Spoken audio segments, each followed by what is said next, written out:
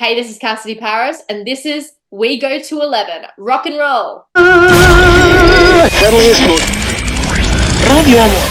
don't you just make 10 louder and make 10 be the top number and make that a little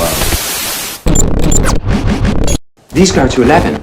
So, okay, so I'm familiar with some of your work. You've got a couple EPs, I think, leading up to this album with Frontiers. Um, some of the material, I think there's a few songs that made it onto the new Senssation record that's just been released. Well, a little over a month, I think, on Frontiers. So, first of all, give people a little background on some of your work with the couple EPs you've released. Yeah, for sure. Well, I've put out two EPs prior to putting out the debut album, and that was done independently. So that was before I was signed to a record label. So I released Broken Hearted, and then I released an EP called Flirt, and they're both sold out, which is absolutely fantastic. You can't get your hands on them anymore.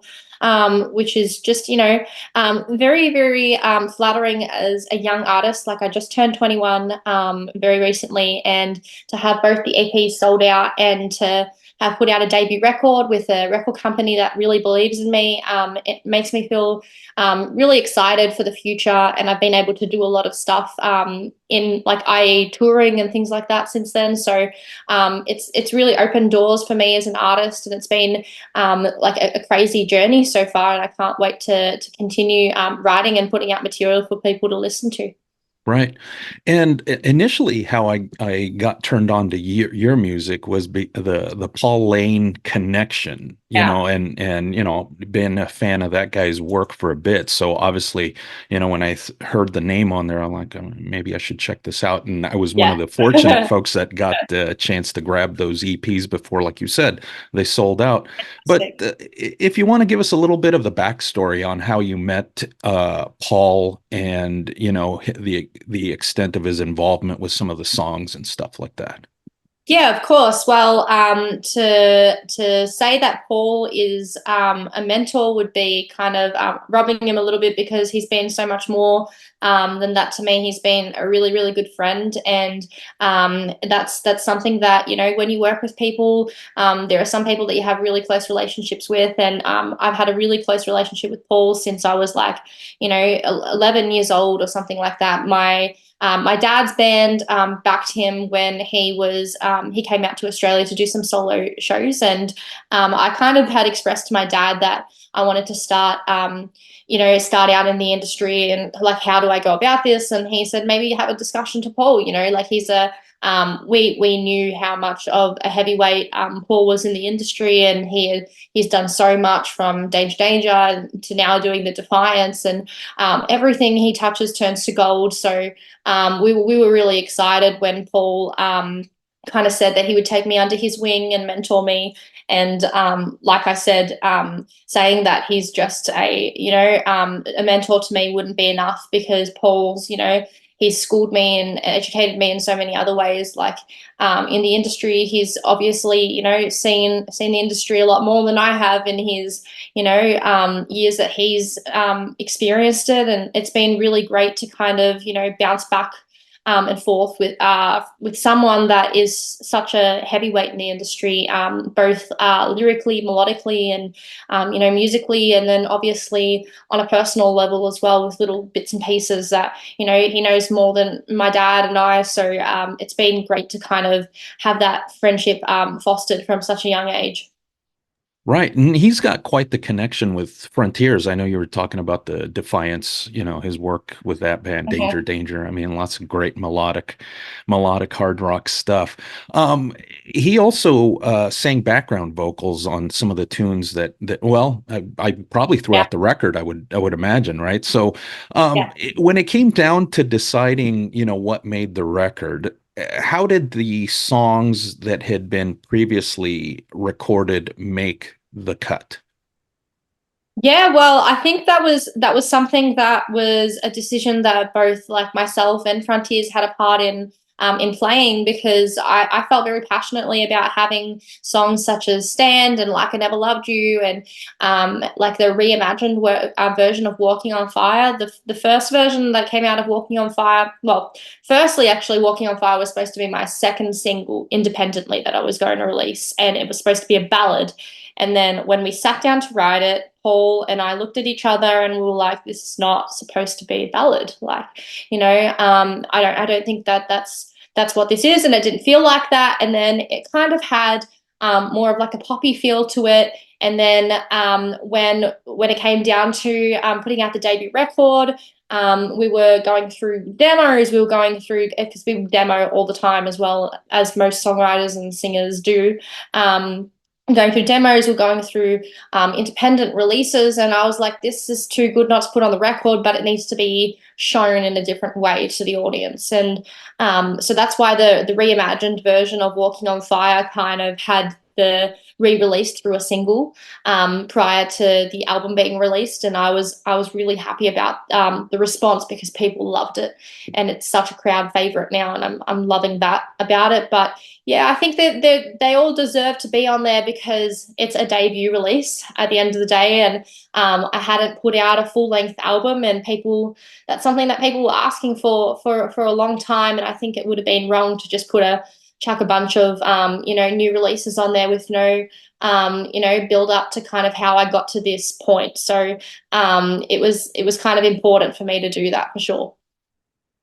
Now, I know Frontiers, oftentimes insert songwriters or get songs for artists and stuff for like that. I mean, how important was it to you to have control over what was going to make the record, make the cut?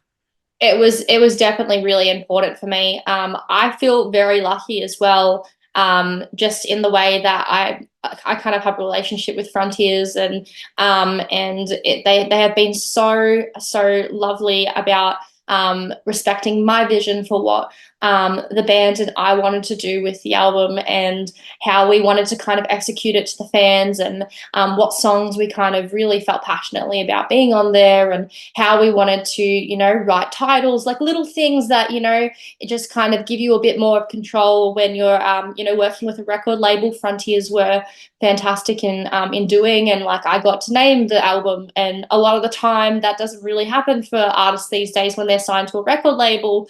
New Senssation is something that I came up with myself, so it was definitely like, even my dad was super surprised. He's been in the industry for years, and he was even surprised at how much control we were getting over how the album was going to come out and how it was going to be released. And obviously they give you their guidance and stuff like that, but it was definitely a team effort, and I think that the final product really shows it.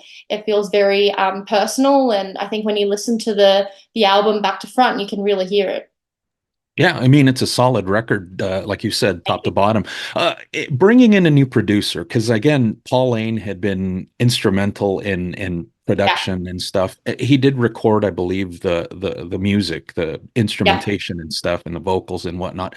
But you had a new producer on board. How was that for you, being that you had this history with Paul, and then somebody's inserted into the mix? Obviously, somebody with a pretty good track record, but still, it's a change. Yeah, yeah, exactly. It's definitely a change, and I'm really happy that we made that change, because there's Paul and I agreed prior to the album coming out that it's all about learning, and it's all about Paul says that to me all the time, and my dad says that to me all the time, that even that they're in their 50s and they're still learning about so much. And Paul was felt very passionately about me working with other people as well, to in order to expand my knowledge in the industry. And Alessandro did such a fantastic job with the album. I can't thank him enough. And on top of that, he is the most genuinely nice, lovely guy ever. But Paul and I, that's a relationship and a connection that is always going to be there, and I'll always work with him as much as he wants to work with me. And Alessandro was just he was the perfect fit for this album, and I'm very, very lucky, and I feel very, very grateful that he's had a part in this too. So in all, I mean, how many songs did you have to select from to make the cut for this record? Because it almost seems like to me, this record comes at the tail end of 23. It kind of leaves the door open for something else to get released in 24. You know what I mean? Yeah, yeah, for sure. Well, that's the thing.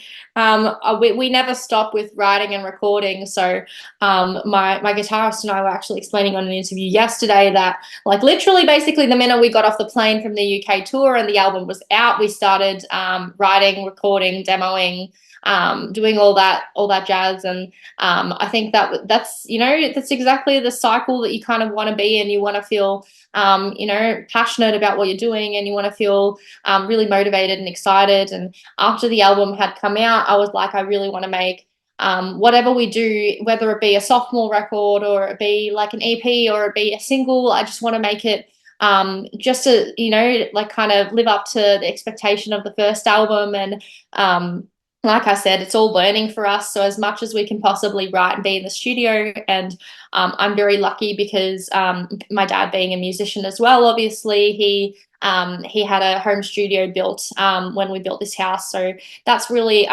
quite convenient for us. So we can just go in and record, and if we come up with a song idea, whether it's together or just me, I can go in and record it whenever I like. So it's been fantastic to kind of get into that process again, and it's a very exciting time for us, even touring wise. Right. And what would you say to somebody as far as what we've been missing out as far as a live performance? Because again, I'm one of those people, familiar with the music, just never had the opportunity to see the live show. Yeah, well, I think I was explaining it yesterday, and I think that the live performance really, it kind of is the crux of like Cassidy Paris. Like, it's you can listen to the record, or you can listen to the previous independent recordings, and feel one way about it. But when you see it live, like my dad always taught me from a young age, and I know Tom, my guitarist dad as well, schooled him in this way as well, is that when people come out and buy a ticket for your show, you need to give them the show that they paid for. And you can listen to the debut record, and you can go do that at home if you're standing in front of a mic, and but like we really put on a show, and we like to move on stage. We're jumping around on things, we're engaging with the crowd in any way possible, we're kind of going back at each other and stuff with jokes and stuff like that on stage. So it's just really fun, and it's energetic, and it feels young as well. So I think it's exciting to kind of have that that infancy with our band as well, in a way, because a lot of people have been on board, and people continue to come on board that have never seen us before. So that's very like flattering when people say lovely things about us playing live. Now, I know you've had a handful of great supporting slots as far as supporting other artists. Which one Yeah. was the one that made you a little bit more nervous or gave you a little bit of stage fright, maybe? I think when I supported John Corabi, that gave me a little bit of a stage fright, because I'm obviously a Crew fan, and Corabi is just such a heavyweight in the industry, and he's such a different artist to me as well. And I think that I was a little bit nervous, but then when I met John Corabi backstage, he was the most lovely person ever.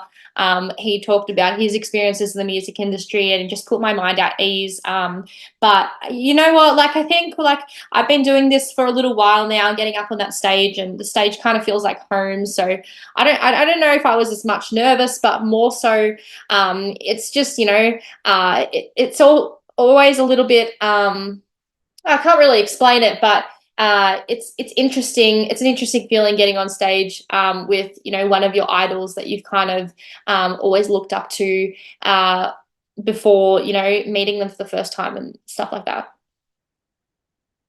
Is there a particular audience that might have stirred a little bit of anxiety in you? Like oftentimes, if you have a real rabid audience for a particular Yeah. artist, then you're like, Yeah. uh-oh, how's this going to work? I think for me and for the band, we've been really genuinely lucky with crowds so far. And a lot of the time, the crowds have been like really receptive to the music that we play and the live show that we put on. So not so much in that way, no, but I think that, you know, that definitely will come when you're playing with, you know, different styles of bands, and when you're on the bill with bands that are kind of a little bit different. For me, like I feel very, very lucky because as anyone that is watching this would know, I'm a bridging artist. So I take elements of, you know, my favorite 80s artists, my favorite 70s artists, 90s, you know, everything like that, and then take elements of like early 2000s and current day. You know, it's very modern sounding, but it does have like an 80s feel to it too. So I feel very lucky that a lot of people have jumped on board to that idea, because you know, there are obviously going to be people that are always stuck in their ways, and the keyboard warriors and things like that. But I've had a very positive run so far, and the band and I are just so excited for the future, because there are so many doors that are opening for us, and obviously we work very hard, and we try to, you know, always be doing something. We're never at a standstill, but in saying that as well, we've had a lot of people that respect us, so it's been fantastic, this journey so far. Right.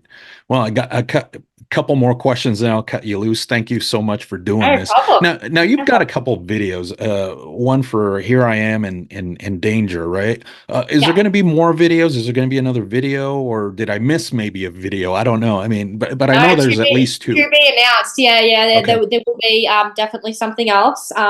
We have some very exciting news in regards to, you know, putting out some new stuff. I can't really talk much about it Hmm. at the Okay. moment, but when I can, I definitely will jump back on. Okay. Cool. Yeah, it's very exciting time for us at Cassidy Paris, like I was saying, because not only do we have all these opportunities to tour internationally in 2024 and potentially 2025 as well, with the album being so fresh and new. But also, like, we've got so many opportunities in different ways working with different artists and stuff, Yeah. in regards to actually putting out music. Like, I recently got to work with an artist that I've always wanted to work with. And even, you know, it blows my dad's mind. He's been Oh. such a big fan of him for so long. So it's been really exciting for us to kind of have that connection with people that we grew up listening to and we grew up loving and admiring. So Mhm. I think it's a very special moment too, because my dad, you know, speaks about like there is kind of like a bit of a connection to Kiss in you know, what we're kind of working on with someone, and my dad's a huge Kiss fan, Mhm. and you know, he drew little like Kiss symbols on his books Right. in like, high school, and Huh. Right. you know, it's kind of like a very special moment for us, and this person has been such a heavyweight in the industry as well. So I feel like very lucky to have worked with so many people that have been so influential in the scene. Right. Could you give us a hint, and if anything involves United States dates or anything like that, or can you Well, say? United States dates. That's another thing. Yeah, right. But It's tough. yeah, It's tough. no, no, we definitely will be getting to the United States. That's what I'll say so far. Ooh, But ooh. yeah, we will be going to the United States, and we're very excited as well, because the boys, Alex and Tom, the brothers in our band, Hmm. they've never been before, but my dad and I are huge US fans, so we can't wait to get Sure. back. I think the last time we played there was like 2018 or something like that. Oh, So geez. Yeah, it's been a bit. yeah, yeah, it was a while. It's been a while. And yeah, we can't wait to get back for sure. Yeah, and I got to ask you. You had an opportunity Yeah, to meet Ches Kane. I think you posted it, or she posted a photo yeah. of the two of you meetings. What was that like? Because I'm a huge fan of hers as well. Yeah, yeah, it was great. I think it's fantastic when women can support other women in the industry, and it was awesome to meet her. And obviously, UK is her is where she lives, and it was fantastic to meet her in her home country. And she was just so lovely and so supportive. And it's great to hear, you know, other experienced artists speak about the scene, and what it kind of entails for young artists like me. And she was just really lovely, and her guitarist was lovely too. I think they're coming down to Australia quite soon, because they're her I think it's her partner, her partner's band, Taiketo, is doing a couple of shows in Australia, and I believe she's coming along. So it'll be great to catch up with her when she comes down here. And it's nice to meet fellow people that are assigned to the same record label as you as well. Right. That would be awesome to see like a double co-headlining tour there. Yeah, But it would be. yeah, It would that'd be be. awesome. Last thing, I don't know how familiar you are with Spinal Tap. Have you ever seen that I, movie? This is This is I Spinal have Tap. I have seen Spinal Tap. It's Okay. actually it's really funny, because we kind of have this, obviously the like the newer generation is all on TikTok, right? And when we were on tour, I did obviously is the show name It Goes to 11?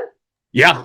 Yeah. Yeah. And I did like a little TikTok of It Goes to 11 at one of the shows. So that's quite funny that the show name is that. yeah, right. But what final question is this. Yeah. Do you have a particular moment where you had a Spinal Tap moment, and if you could share that with the viewers?